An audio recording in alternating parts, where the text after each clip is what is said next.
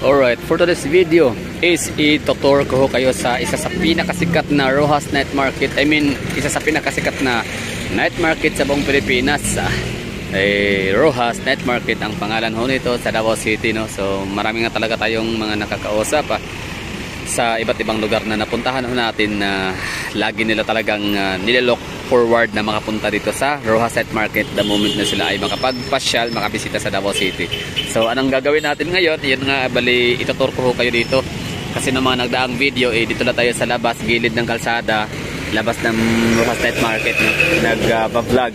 So this time papasok siguro tayo, no, sa mga tindahan hanggang sa makarating tayo dun sa may pinaka-barbecuehan area kung saan pinakamaraming tao doon kasi food trip at massage siya.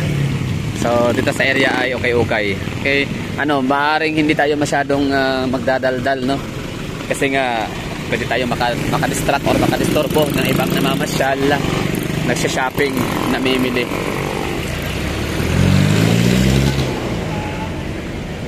Kumbaga ano na to, no? More on flexing lang sa lugar, pakita kung anong meron, kung anong ganap. So isa lang to sa malalaking avenue or kalye namin sa Davao City, ang Rojas Avenue. Pero siya na yata may pinakamaraming purpose, no, kasi sa araw, daanan, tapos pasilungan ng mga taong gustong mamasyal, no, kasi merong mga punong kahoy, tapos merong gaya nito, ganda, no, merong ang tawag dito, railings, para pwede kayong maglakad dito kasama ang inyong mga anak, mga tuta. Tapos ang ganda dito sa aming kanal kasi flowing talaga yung tubig. Ayan, no, pwede pala dito ang dumaan. Nice one. Itong side na to, right side, hindi to pwedeng daanan sa gabi kasi by 5:30, actually alas 5 pa lang, no, alas 4, may get maganyang oras, 4:30 to 5 PM. Nagsisimula na silang mag-set up ng kailang mga tolda. So okay. So isa to sa mga dinarayo, no, ng mga kababayan natin na taga-ibang rehiyon, taga-ibang probinsya sa Davao. Pupunta na ng Rojas Night Market para mag-ukay-ukay. Dami mga good items. Dami mga good finds dito. Pera lang yung kulang. Ba't kasi ang mahal lang, ukay-ukay? 300, mahal ba yun? 300 mo, parang mahal siya para sa ukay-ukay. Kasi sa akin kasi pag sinabi ukay-ukay, ano na yan, hindi na siya dapat mahal kasi parang tapo na yan, di ba? Basura na yan sa ibang bansa, tapos pinadala sa Pilipinas. Ganda na mga sapatos, New Balance.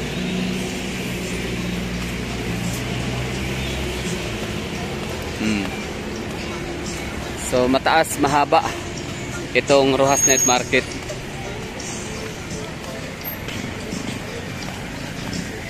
Kaya medyo matatagalan tayo nito na makapunta sa pinakadulo, dun sa may Ateneo or harap ng Aldevinco.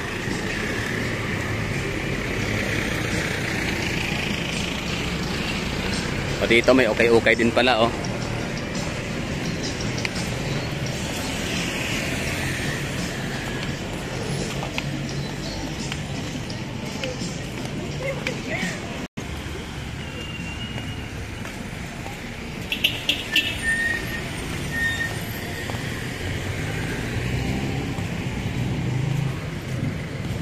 Bali meron sa video na to, kayo kung hindi kayo mga taga Davao, ito yon video, panoorin nyo lang. Magmamasid-masid kayo, maging sa mga Duterte hater, mga Duterte haters dyan na ayaw nyo makita ang ganda ng Davao City, ay wala kang nagawa. Hanggat merong cellphone na may camera, hanggat merong pwede mag-upload sa Facebook, YouTube, TikTok, hindi nyo talaga maiwasang makita ang good news sa Davao City. Yan lang, totoo yung salita, totoo yung kasabihan na kapag kainggit, pikit. Kaya inggit, pikit na lang kayo, no? Huwag na kayo manood ng mga gantong video kasi ito yung sampal sa mga sinasabi ninyo na kurakot Ama Duterte, na hindi safe ang Davao City, pangit ang syudad ng Davao. So ito yon, proof of evidence na nagkakamali kayo. o kayo yung sinungaling.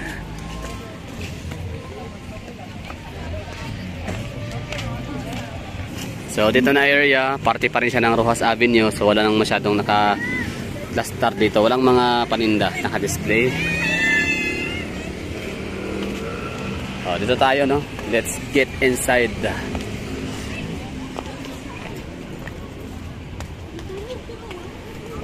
So ano ulit na paalala. Please be reminded na dito sa Davao City, bawal pumasok dito na mayroong dalang backpacks. Not allowed. Ito na. First entry natin sa magkano mga okay-okay. 30, tato 50. Yan. Mura ba? Mahal? Di na mahilig sa pantalon, sa jeans. Tagal na. Oh, mula nung ako'y umalis sa trabaho ay hindi ko na, syempre corporate pag ano ka, pag nasa company ka, dapat talaga may dress code yan eh. Kailangan kahit paano, no, casual wear, nakasapatos, pantalon. Pero mula nung ako umalis, hindi na natin nagawa yung ganong style ng pananamit. So more on short na tayo. Short, no? Yung mga maliliit na mga short na, I mean, yung basta yung presko, komportable. Hindi ka mahihirapang gumalaw. Lalo sa trabahong ganito, no? Nagbablog. Ay, adjust mo din. Okay, kasatan? Wala.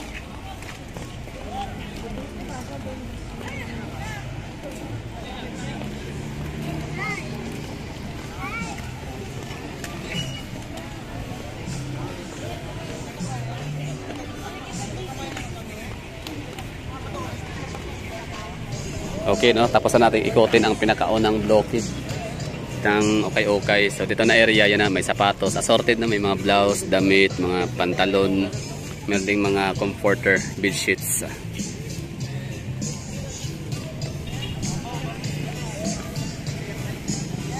So lipat tayo sa kabila. Exit only. So dito sa Davao City, organized talaga dito, no? Iba yung exit and entrance. Oh, ito na. Ito na yung pinaka mas maraming panindang ukay-ukay. Oh, 20 shorts. Oh, pambabae. Pansin ko lang ba't mas mahal yung mga pandalaki. Gaya nito, 150. Babae 20 lang. Kasi mas marami ang babae. Pwede.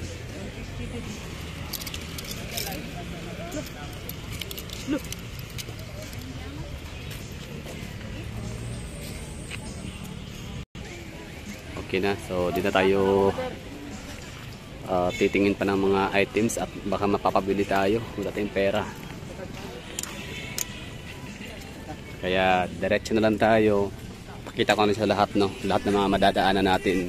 Mahagip ng camera, yun na yun, no? So as I've said, flexing lang tayo ng Rojas Night Market for this video, December 10.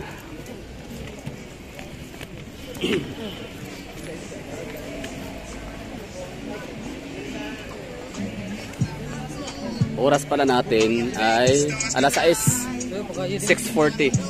Kaya wala pa masyadong tao. Pero marami na rin, no? Nakakabili na nga iba eh.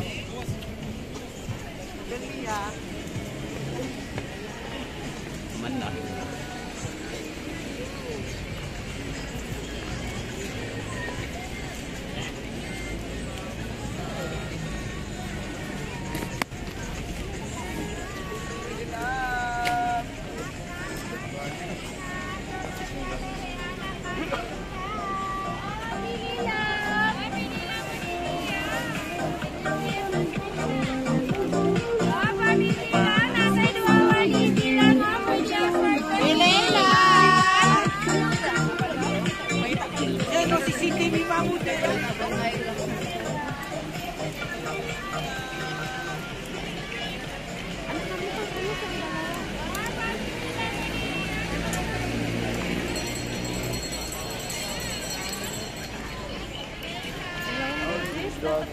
May atban bright kayo.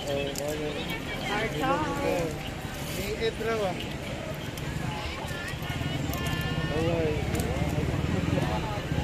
So okay na, no, tapos na natin tong pangalawang bloke ng okay-okay. So next stop ay ano na siya, Mga cellphone accessories.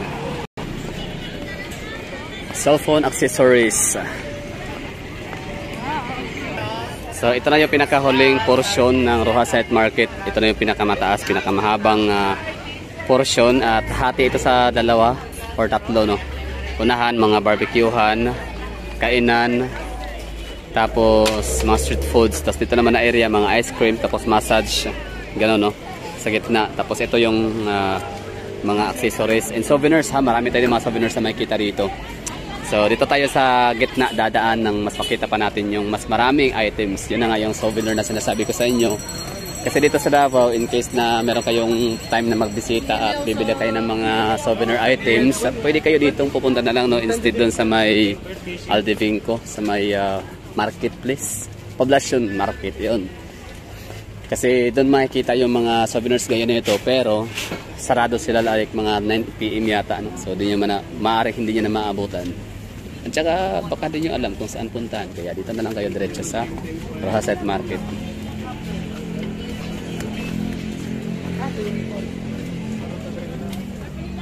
Yan ang mga souvenir items. Ito, mga pwede nyong bilhin, no, para magpasalubong sa mga kakilala.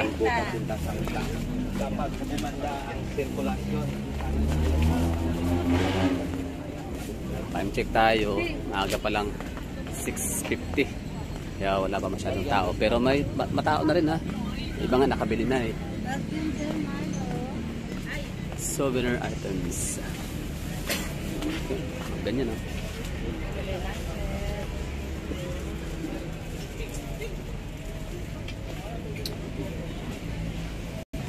Alright, so yun, meron tayong inistapan muna, no, dahil meron tayong balak bilhin sana, pero wala, hindi siya nag-match sa ating hinahanap.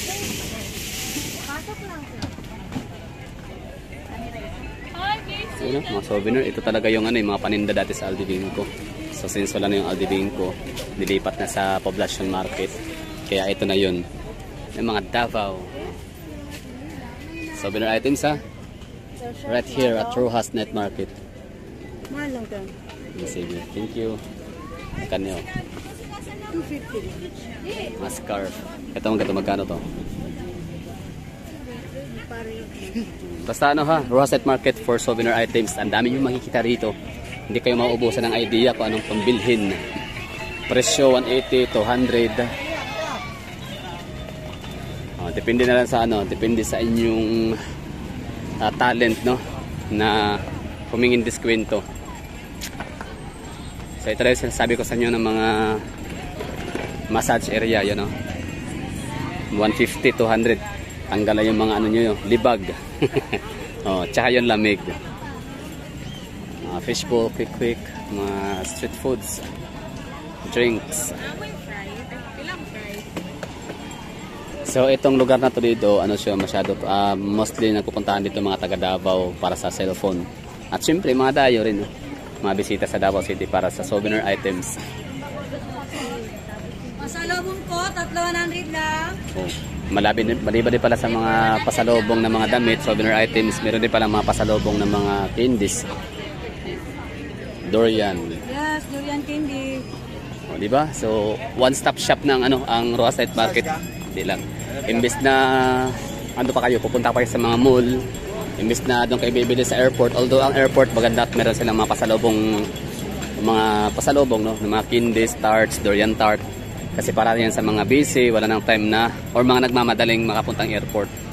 So option yun, last option, pero dito kasi mas mura kumpara sa airport, no. So one-stop shop na ang Rojas Night Market. Dito mo na mahanap lahat. Parlor lang pala wala, yung magpapaganda ng buhok. Kasi massage lang meron dito. Ito na yun, pinaka the best na portion para sa akin. Ito yung gusto kong puntahan.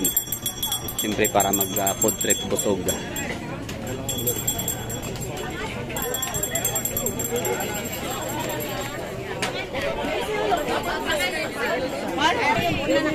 Hi sir, dali sir, bakante kay mga Riolang people.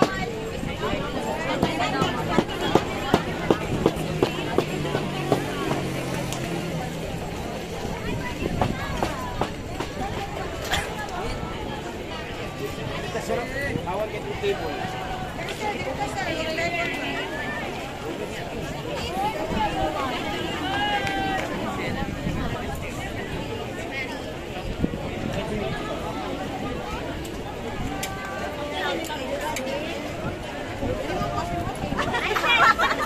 mo, tigas pa ni mo na.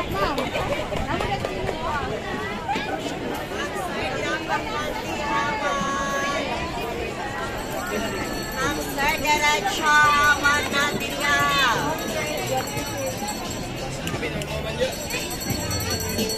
Barbecue.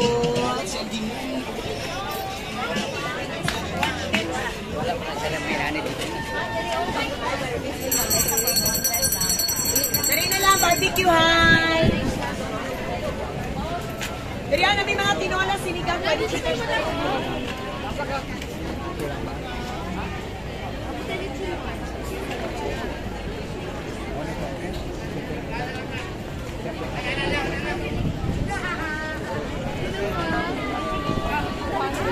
Grabe, bango ng mga pagkain. Hi, ma'am, balik! Parang papakain tayo dito ah. O yan na, ito na yung pinaka end point, no. Sa Davao City, marami ditong mga pagkain mapagpipilian. Meron tayong halal foods, no. Kasi maraming mga kabayang mga Muslim ang nagtitinda ho dito. So para sa mga non-pork eater, maraming mga halal barbecue. O yun na, no. So dito na natapos yung vlog ho natin. Sa wakas ay nakapasok ulit tayo dito for the longest time, no. Busy tayo, marami tayong mga ginagawa at pinupuntahan mga lugar. So ito na yon, Davao City Rojas Night Market. So yan lang ha.